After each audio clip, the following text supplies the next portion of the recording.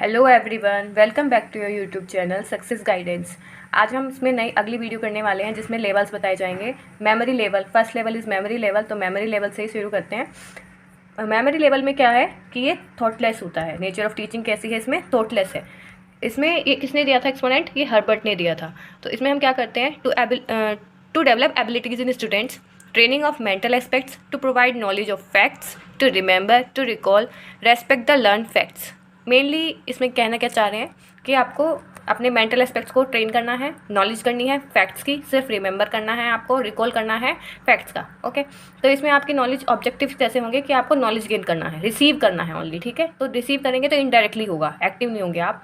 Receive कर रहे हैं, इनडायरेक्टली बिहेवियर होगा और इंटेलिजेंट बिहेवियर होगा। आपको सिर्फ कॉग्निटिव मेंटल डेवलपमेंट करना है, क्या करना है। ठीक है, नेचर ऑफ कंटेंट्स क्या है इसमें, क्योंकि हम कैसा कंटेंट पढ़ा सकते हैं मेमोरी लेवल में? टर्म्स, फैक्ट्स, टेबल वर्ड्स, कुछ भी ऐसी टर्म्स या फैक्ट्स, कुछ ऐसी चीज़ें जो सिर्फ हमें याद करनी है। मेमोरी लेवल में सिर्फ हमें मेंटल एस्पेक्ट्स पे या रिमेंबर पे फोकस करना है। तो focus points are remember, facts. तो रोल ऑफ टीचर आपने देखा कैसा होता है, अथॉरिटेरियन लेवल होता है और एक्टिविटी कौन डायरेक्ट करता है? टीचर डायरेक्ट करता है। अब इसमें देखते हैं लर्निंग थ्योरीज कौन कौन सी आती हैं जो मेंटल डिसिप्लिन करें। क्या करें कि मेंटल डिसिप्लिन। तो रोल ऑफ टीचर कैसा होता है इसमें? अथॉरिटेरियन रोल होता है। ठीक है, कैसा अथॉरिटेरियन रोल? मतलब टीचर मोर एक्टिव होता है और बच्चे क्लास कैसी होती है? वो डोमिनेटिंग होती है, वो डोमिनेट होगी और टीचर एक्टिव होगा। और वो क्या करेगा? वो सारा कंटेंट जो है प्रेजेंट करेगा स्टूडेंट्स के सामने और स्टूडेंट्स जो हैं वो सेकेंडरी प्लेस ऑक्यूपाई करेंगे। कहने का मतलब स्टूडेंट्स आर नॉट एक्टिव। क्या करें कि मेंटल डिसिप्लिन, मेंटल पे हमारे जो मेंटल लेवल है उसको डेवलप करें।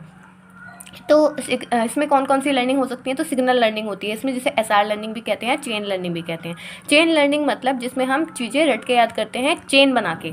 तो छोटे छोटे चंक्स में याद कर लिया, फिर उसको एक चेन बना के स्टार्टिंग से लेके एंड तक पूरा लर्न करते हैं, तो चेन बन जाती है और उसको एक तरह से रोट लर्निंग होती है। ठीक है, और लर्निंग आउटकम क्या होते हैं? इसमें हमें फैक्चुअल इन्फॉर्मेशन याद रहती है और प्री वर्बल कंसेप्ट याद रहते हैं। जैसे हमें कुछ याद करा गया है, जो वर्ड्स रट्टे लगवा दिए गए हैं वो हमें कंसेप्ट वो याद हो जाएंगे और हमें कुछ इन्फॉर्मेशन जो फैक्चुअल इन्फॉर्मेशन है वो याद हो जाएगी। तो इसका सपोर्ट सिस्टम क्या है? मतलब ये इवैल्यूएशन कैसे होता है इसका ओरल और रिटन दोनों तरह से इवैल्यूएशन हो सकता है। और ये किस पे एम्फेसाइज करता है? ये रोट लर्निंग पे एम्फेसाइज करता है। ठीक है, और इसका ऑब्जेक्टिव टेस्ट भी होता है। ऑब्जेक्टिव टेस्ट में क्या होता है कि अंडरस्टैंडिंग इंपॉर्टेंट होती है। अगर हम इसका ऑब्जेक्टिव टेस्ट ले रहे हैं मेमोरी लेवल का, तो हमें अंडरस्टैंडिंग इंपॉर्टेंट होती है। अब हम चलते हैं नेक्स्ट पॉइंट पे इसके, दैट इज अंडरस्टैंडिंग लेवल। तो इसमें क्या होता है? हमें कंसेप्ट पे मास्टरी करनी होती है, मास्टरी ऑन कंसेप्ट। और इसके लिए 5 स्टेप्स हैं। 5 steps are exploration, presentation, assimilation, organisation, recitation. तो रेसिटेशन, इसमें मैंने एक निमोनिक्स बना रखा है, पाओ को याद कर लेंगे आप, ई और आर बाद में कनेक्ट कर लीजिएगा। तो ई और प्रेजेंटेशन मतलब exploration and presentation are main role of teacher, इसमें ये टीचर करेगा।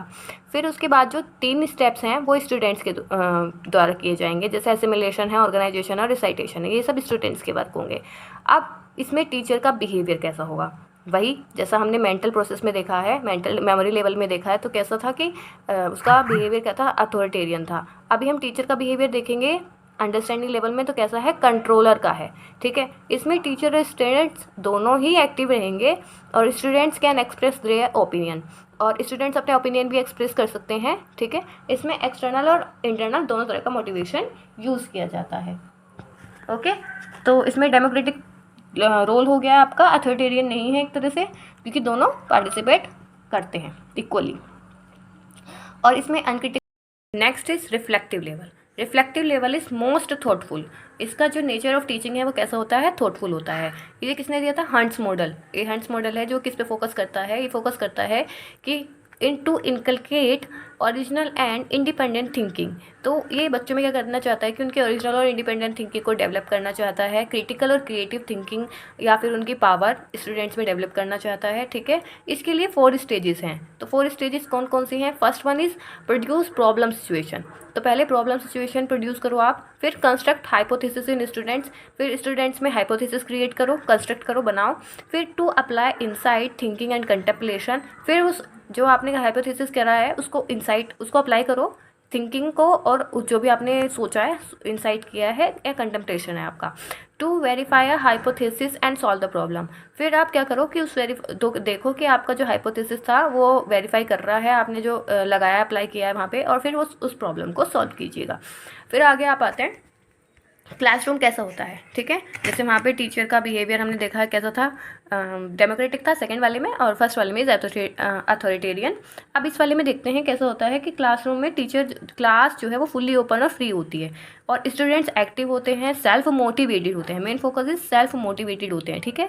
Class has an atmosphere of cooperation, social sensitivity and sympathy. तो क्लास के बीच में कैसा एटमॉस्फेयर होता है, कोऑपरेशन का होता है, सोशल सेंसिटिविटी होती है और सिंपैथी होती है, ठीक है। तो क्लास इज फुल्ली एक्टिवेटेड और इसमें सेल्फ मोटिवेटेड होती है। टीचर थोड़ा कम रोल करता है इसमें, स्टूडेंट्स ज़्यादा रोल करते हैं, क्योंकि इसमें कैसी थिंकिंग का डेवलपमेंट होता है, क्रिटिकल थिंकिंग का, ठीक है। और इसमें अंडरस्टैंडिंग क्या हम करते हैं, इनसाइट्स या प्रिंसिपल या थिंकिंग जो भी हमारी क्रिटिकल वाली है उसको डेवलप करते हैं। अभी आते हैं कि इसमें हमारा रोल ऑफ टीचर कैसा होता है, तो हम कहेंगे डेमोक्रेटिक होता है, ठीक है। और कौन सा होता है, लेजी फेरे का हम इसमें वो लगा सकते हैं, फिनोमिना। तो अभी मैं बात बता दूंगी आपको लेजी फेरे क्या होता है, आगे पढ़ाएंगे। तो teaching level, the students on their own, student is more active, more critical, on scope for wrong things.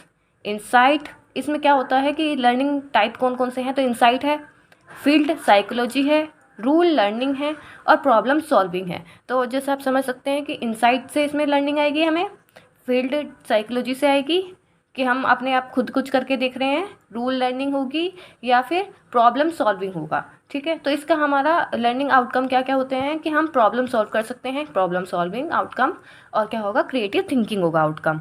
तो इसमें सपोर्ट सिस्टम क्या होता है कि हम किस किस तरीके से इसको सपोर्ट कर सकते हैं,